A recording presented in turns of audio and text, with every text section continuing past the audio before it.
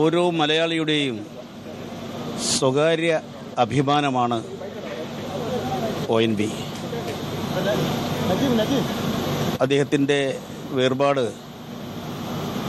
സ്വന്തം കുടുംബത്തിലെ മുതിർന്ന ഒരംഗത്തിൻ്റെ വേർപാട് പോലെയാണ് നമുക്കെല്ലാം അനുഭവപ്പെടുക. ONVയുമായി വൈകാരികമായി ബന്ധമില്ലാത്ത ഒരൊറ്റ മലയാളിയെപ്പോലും കാണാനാകില്ല. അനശ്വരങ്ങളായ എത്രയോ ഗാനങ്ങളാണ് അദ്ദേഹത്തിൻ്റേതായിട്ടുള്ളത്. നാടക ഗാനങ്ങൾ, ചലച്ചിത്ര ഗാനങ്ങൾ, മനുഷ്യസ്പർശിയായിട്ടുള്ള കവിതകൾ, ഇതെല്ലാം വഴി മലയാള സാഹിത്യത്തെയും കാവ്യശാഖയെയും സമ്പന്നമാക്കിയ ONV എപ്പോഴും സാമൂഹ്യ മാറ്റങ്ങളെ മുന്നിൽ കണ്ട മഹാപ്രതിഭയായിരുന്നു. സാമ്പത്തിക ഉച്ചനീചത്വങ്ങൾക്കെതിരെ, സാമൂഹ്യ അനീതിക്കെതിരെ,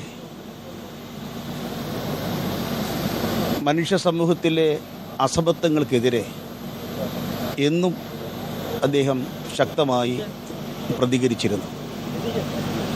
പ്രകൃതിയുടെ സംരക്ഷണം അദ്ദേഹത്തിൻ്റെ കവിതയിൽ എത്രയോ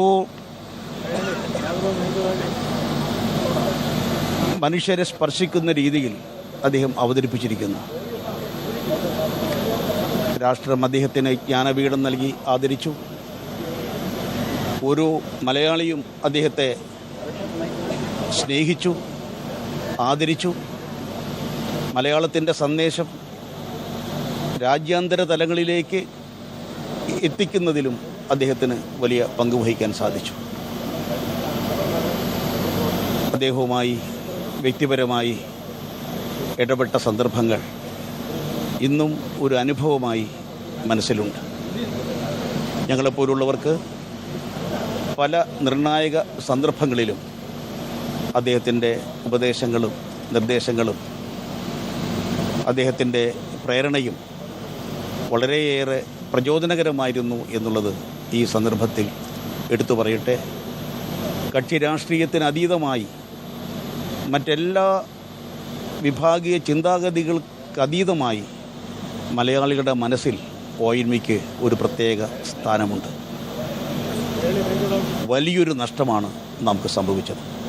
ONVയുടെ സ്മരണയ്ക്ക് മുന്നിൽ കേരള പ്രദേശ് കോൺഗ്രസ് കമ്മിറ്റിയുടെ ആദരവ് അർപ്പിക്കും.